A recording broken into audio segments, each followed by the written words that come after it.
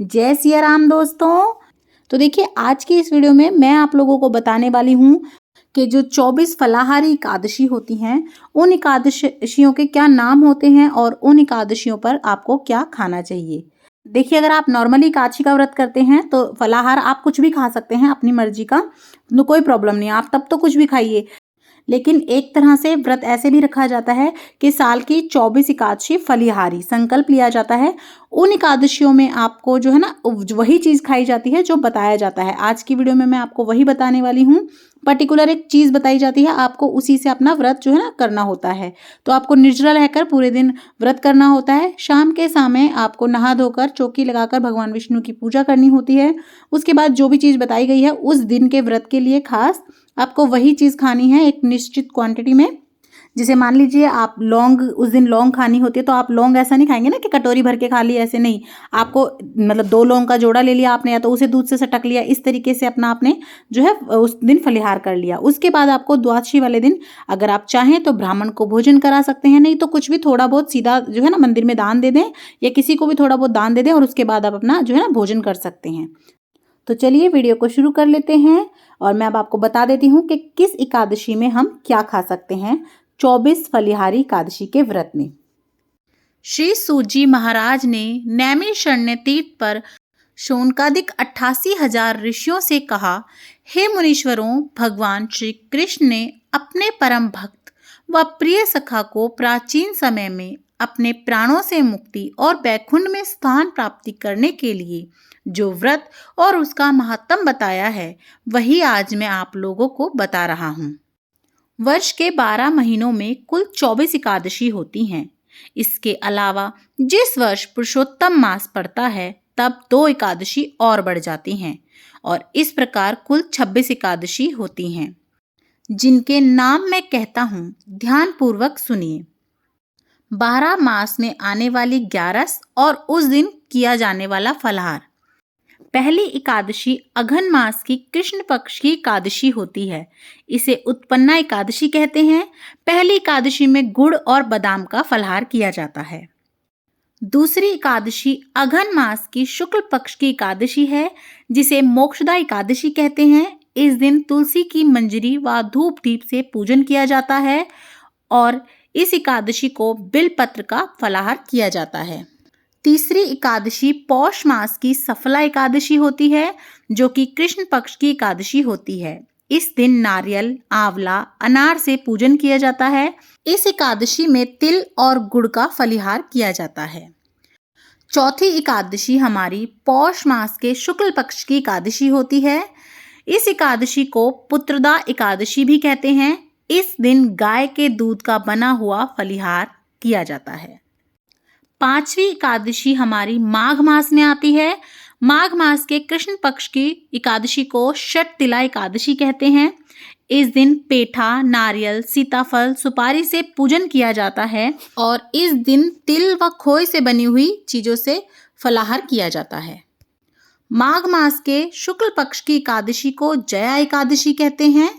इस दिन धूप, दीप और नैवेद्य से पूजा की जाती है और गूंद, गिरी, दूध, फल या साठे से फलिहार किया जाता है। फागुन मास के कृष्ण पक्ष की एकादशी को विजय एकादशी कहते हैं।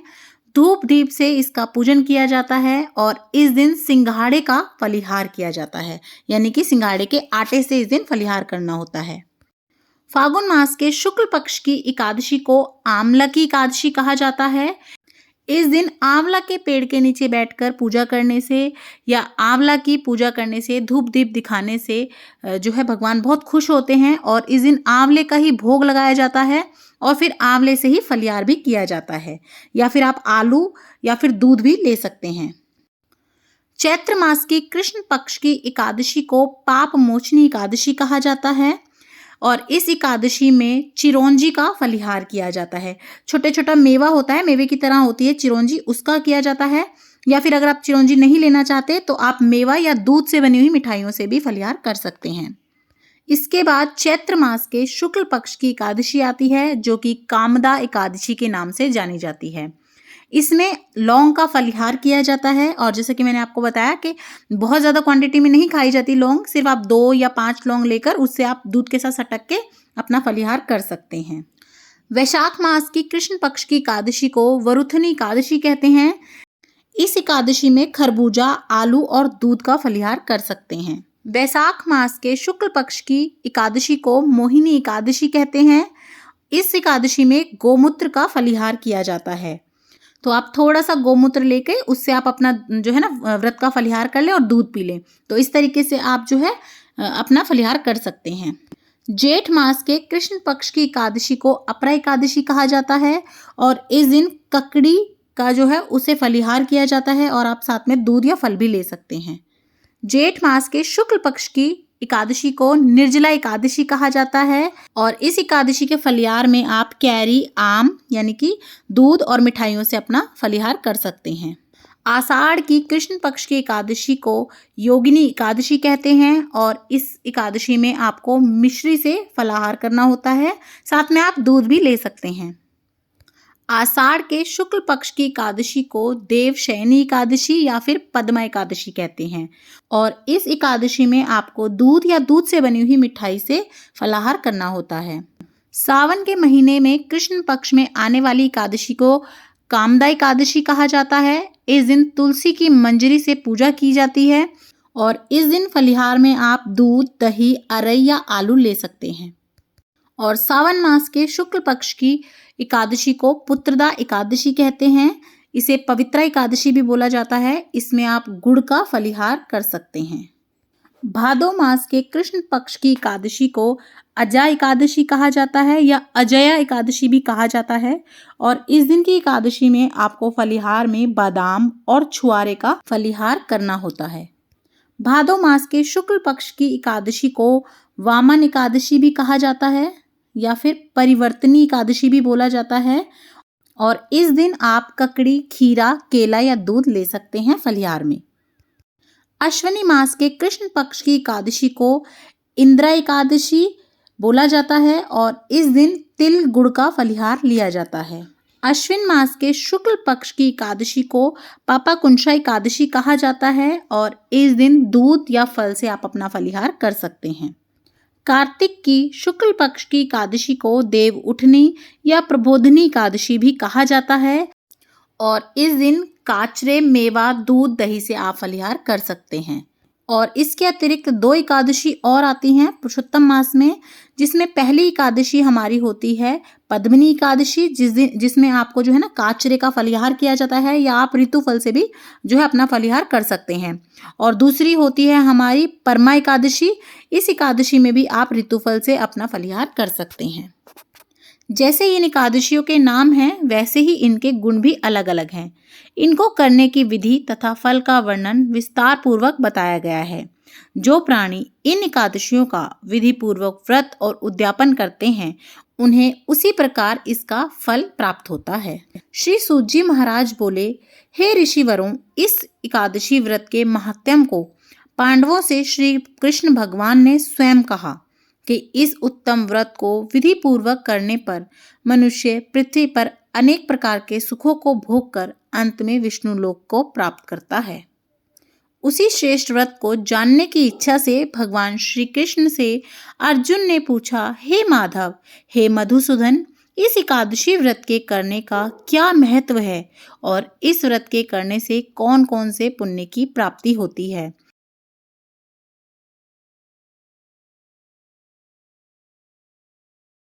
सो आप कृपा करके मुझे इसकी सभी विधि विस्तार पूर्वक समझाइए।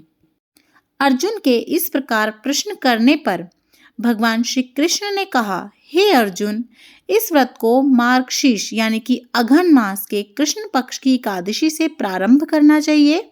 10वीं तिथि से ही व्रत का प्रारंभ शुरू कर देना चाहिए और सूर्य अस्त के पश्चात भोजन नहीं करना चाहिए और खाने के बाद दातुन कर कुल्ला कर लेना चाहिए। इस प्रकार व्रत करने वाले मनुष्य को मुख शुद्धि कर लेनी चाहिए। दूसरे दिन अर्थात एकादशी के दिन प्रातःकाल जल्दी उठकर सभी कार्यों से निवृत्त होकर स्नान करें।